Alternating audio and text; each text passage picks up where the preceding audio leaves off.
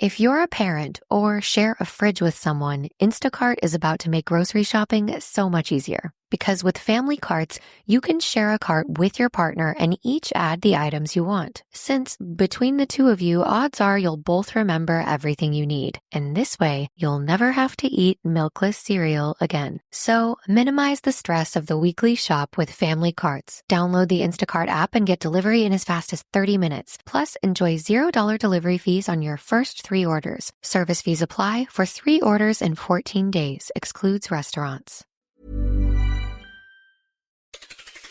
On today's Smart 7, a dramatic intervention for British Steel. Russia kills dozens in Ukraine strike and lots more. It's Monday 14th of April, it's Gardening Day, and happy birthday, Peter Capaldi. The Smart 7. It's news, but not the news.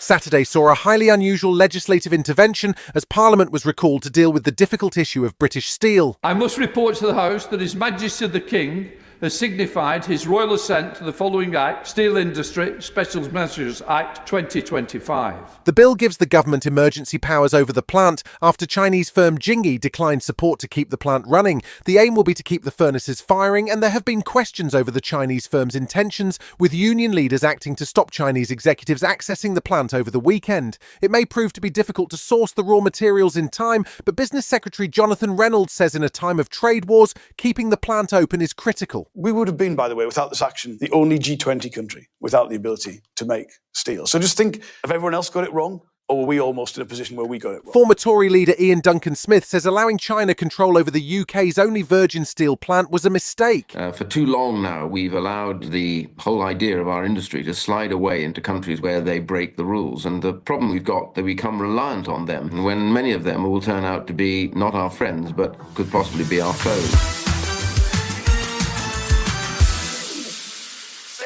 Campaigning for the local elections is in full swing ahead of the May 1st polling day. With Reform, Labour and the Tories all pretty close in the polls, there has been plenty of wrangling over potential voting arrangements and possible agreements after the elections. Reform leader Nigel Farage was doing the media round on Sunday, claiming that every council in the UK needs a dose of Elon Musk's Department of Government Efficiency. He appears to be friends with Musk again, after Elon had called for a new leader for Reform, claiming Farage doesn't have what it takes to lead the country. Increasing the productivity of staff, one of the biggest problems in this country, and the whole work-from-home culture, all that needs to go. There are a lot of people working for these councils earning more money than the Prime Minister and not delivering. Shadow Business Secretary Andrew Griffith wasn't ruling out any deals as he pitched for Tory voters, but he doesn't sound keen on the Lib Dems. There's always been, after elections, for local councillors themselves to disport how they're going to run the local council. That won't be needed if people vote Conservative. I think the Liberal Dems are quite extremist. Whenever they get into council, they want 4-day weeks and veganism.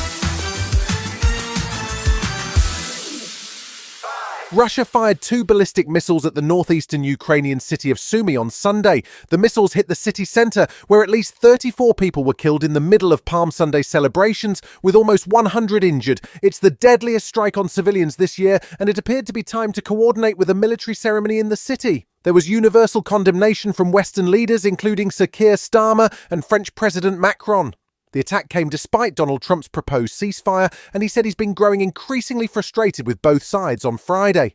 Trump's envoy Stephen Witkoff met with Putin last week, but it's become increasingly clear Russia has no real interest in a ceasefire, something confirmed this weekend by Russian ambassador to the UK, Andrei Kelin. We have our vital priorities and our vital interests in this conflict. And Americans are very well aware of our position. We do not want a ceasefire for just to make it a spectacular gesture.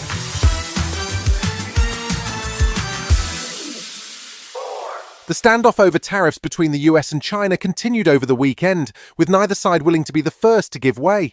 China has announced that it will stop the export of rare earth minerals and magnets that are critical to the world's car and semiconductor industries. Donald Trump introduced an exception to his 145% tariff on Chinese goods for smartphones, laptops and computers on Friday, but even those goods still attract a 20% tariff because of what Trump described as China's role in the fentanyl trade.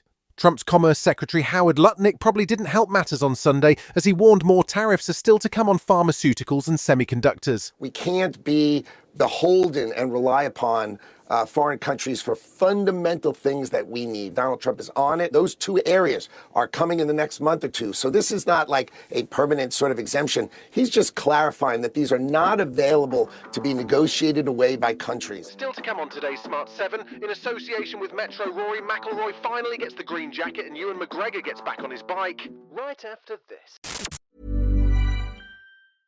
Instacart is on a mission to have you not leave the couch this basketball season. Because between the pre-game rituals and the post-game interviews, it can be difficult to find time for everything else.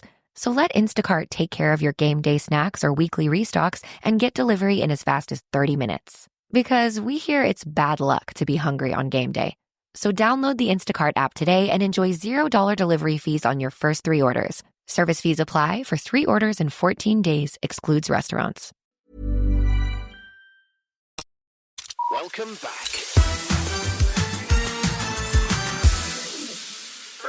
It was another hectic sporting weekend with Premier League action, Formula 1, and on Sunday night the conclusion of this year's Masters Golf.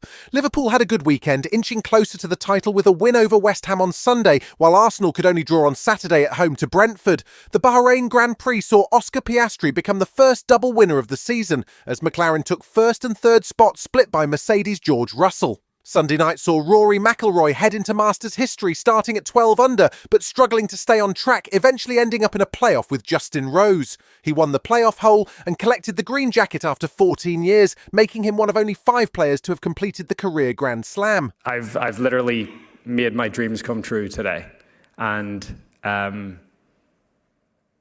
would say to every boy and girl listening to this that, you know, believe in your dreams, and if you work hard enough and you put the effort in, that you can achieve anything you want.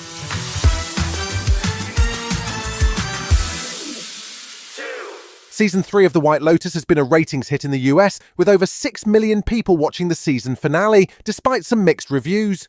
Star Jason Isaacs has also found himself in hot water over comments about tensions on set, and then some slightly odd remarks on the CBS morning show about double standards for male nudity.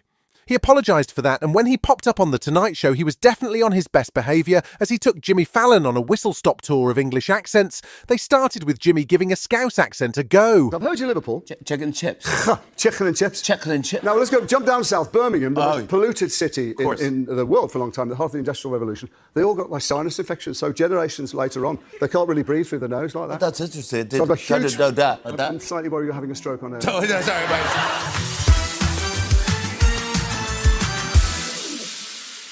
It started as a Sky show called Long Way Round, and it's been on BBC Two and now Apple TV in various different guises. This series is called Long Way Home, but it sticks to the classic format, put actor Ewan McGregor and best mate Charlie Boorman on motorbikes and set them loose on the road. This season sees the two boys swing through the Nordics and into the Arctic Circle, with plenty of stops along the way, and the decision to use vintage bikes seems to have caused a few complications. It drops on Apple TV Plus on May 9th. My name is Ewan McGregor. My best friend Charlie Boorman and I have travelled to some of the farthest corners of the world. This time, Europe is our playground. Had a little crash. I just lost control. We're going to find some metal worker who can fix my bike. You've been listening to The Smart 7. We'll be back tomorrow at 7 a.m. Hit that follow button and have a great day. Give us 7 minutes and we'll give you the world. Businesses come in all shapes and sizes. Maybe you're a small business expanding into a new space, a mid-sized company planning for the future, or a large operation investing in the latest equipment. Whatever your needs, Atlantic Union Bank is here, providing easy access to knowledgeable bankers with local market insights and the right digital tools to keep your business moving forward. Because you deserve a relationship manager who cares. Call, visit us online, or stop by a branch today. Atlantic Union Bank. Any way you bank.